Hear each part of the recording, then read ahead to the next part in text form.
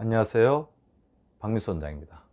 오늘 저는 약간 심각한 이야기를 드리려고 하는데요. 바로 알레르기 질환이 암을 일으킨다. 즉, 알레르기 질환이 암을 일으킬 수 있다는 것입니다. 요즘에 나오는 연구 논문들을 살펴보면 천식이 있으면 이것이 오래됐을 때 기관지에 염증을 일으켜서 폐암을 일으킬 수 있고, 아토피 피부염이 오래되면 피부암을 일으킬 수 있다는 다소 놀라운 충격적인 연구 결과들이 발표되고 있는데요. 기존에 알레르기 질환이 있으면 알레르기 질환 자체가 암을 예방한다는 사실에 비해서는 상당히 이제 다른 방향의 견해라고 볼 수 있습니다.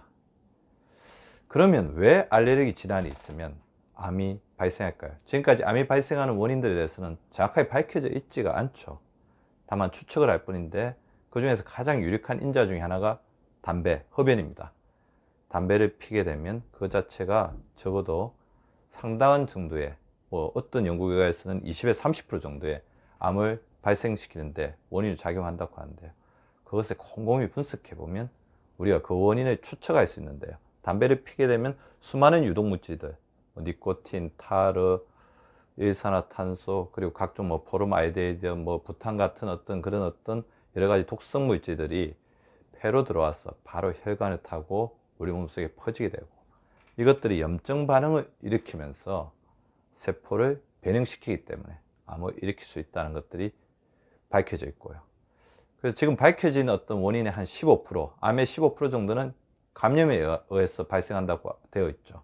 B형 간염 바이러스, C형 간염 바이러스, 우리 자궁경부암의 원인인 인유두종 바이러스, 헬리코바트 바이러스, 한 15% 정도.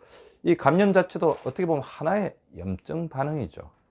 자, 염증은 무엇입니까?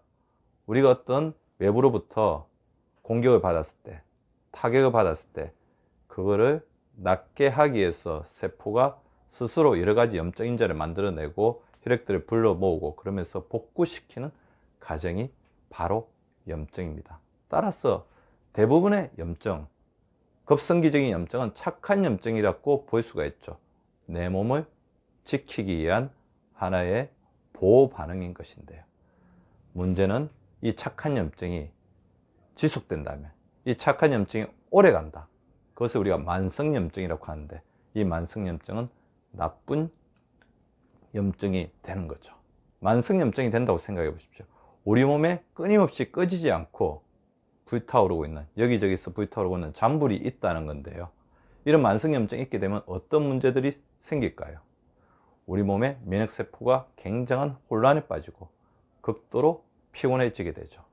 따라서 어떤 진짜 적이 나타났을 때 그거에 대해서 대응하는 능력도 떨어질 뿐만 아니라 자기 세포를, 이게 극도의 피로 상태, 예민 상태이기 때문에 자기 세포를 적으로 판단해 가지고 공격하는 그런 상태로 발생할 수 있다는 건데요. 그것을 우리가 바로 자기 세포를 자기 면역세포가 공격하는 자가 면역질환이라고 하는 거죠. 알레르기 질환이 바로 이 자가 면역질환을 기준으로 가지고 있습니다. 외부에서 어떤 항원이나 외부의 어떤 독소가 들어왔을 때 이것에 대해서 정상적으로 반응하기보다는 너무 과하게 가행적으로 반응해서 이것 자체가 지속적인 어떤 자극 상태가 되어서 계속해서 오래가는 염증을 가지고 있는 것을 자가 면역질환이라고 하죠. 아토피 피부염, 천식, 알레르기 비염, 류마티스 관절염이 다 이런 상태를 이야기하는 것입니다. 따라서 알레르기 질환이 진화가 되지 않고 계속해서 그 증상을 나타낸다면 하나의 만성염증 상태라고 볼 수가 있고, 이것 자체가 우리 몸에 문제를 많이 만들어내는데요. 만성염증 상태가 되면 무엇이 문제인가? 만성염증은 24시간 염증 상태를 나타내는 것이고, 이런 만성염증 상태가 오래 가다 보면 우리 몸에서는 활성산소가 과도하게 만들어지게 됩니다. 이 활성산소는 짝이는 산소죠. 짝이는 산소는 자기를 안정시키는 환원 과정을 위해서 건강한 세포를 불안정하게, 건강한 세포로부터 전자를 빼앗아서 건강한 세포에게 산화 스트레스를 끼칩니다. 산화 스트레스 받은 세포들은 이것이 누적되다 보면 불안정해지고 성격이 변하면서 암세포로 변할 수가 있다는 거죠. 암세포 자체가 문제가 있어요. 조그마한 암세포 자체가 그대로 사그라들면 문제가 없는데, 암세포 자체는 끊임없이 자기의 정식을 해서 염증 인자들을 만들어냅니다.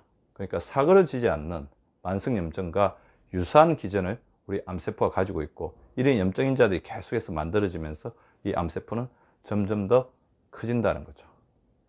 자, 염증 반응을 잘 살펴보시면 우리가 어떤 급성기의 어떤 염증이 있을 때 어떻습니까? 붓죠. 빨갛게 되고 통증을 느낍니다. 다 이것이 혈관을 불러일으켜서 면역세포들이 여기에 모이면서 일어나는 면역 반응인데요.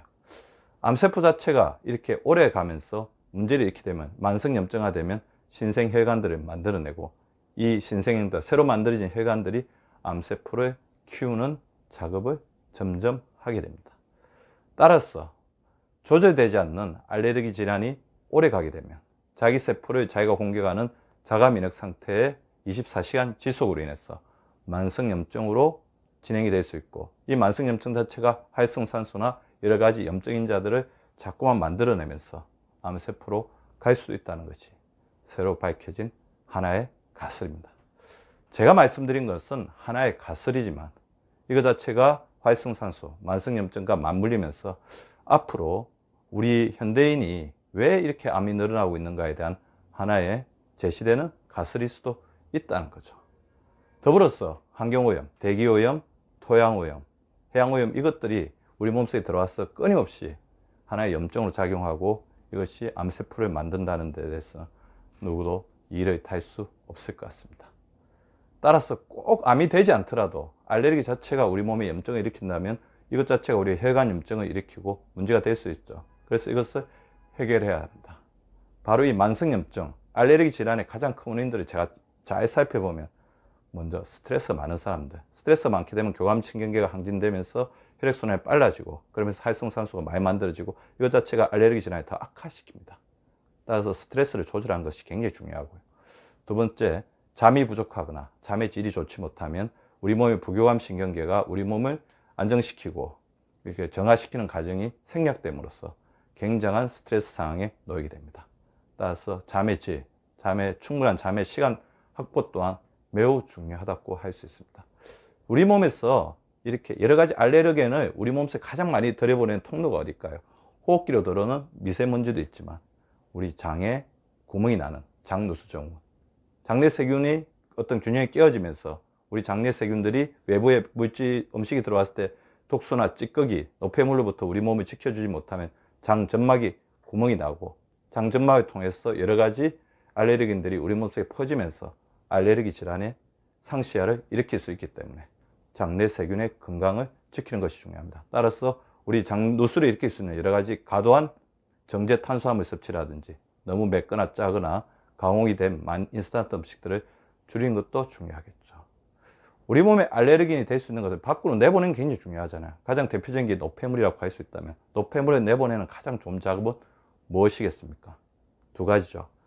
충분히 물을 먹어서 우리 몸에 있는 노폐물들을 땀으로 배출시키는, 즉 충분히 물을 먹고 유산소 운동, 땀이 나고 숨이 차는 운동을 할 때 우리 몸의 알레르긴의 총량은 줄어들 수 있습니다. 알레르기 질환이 암을 일으킨다는 것은 우리에게 시사해 주는 점이 굉장히 많은 하나의 가설이라고 볼 수 있습니다. 따라서 알레르기 질환을 일으킬 수 있는 여러 가지 환경적 요인들을 잘 조절하면서 건강한 삶을 이루고 나가는 것이 매우 중요하다고 하겠습니다.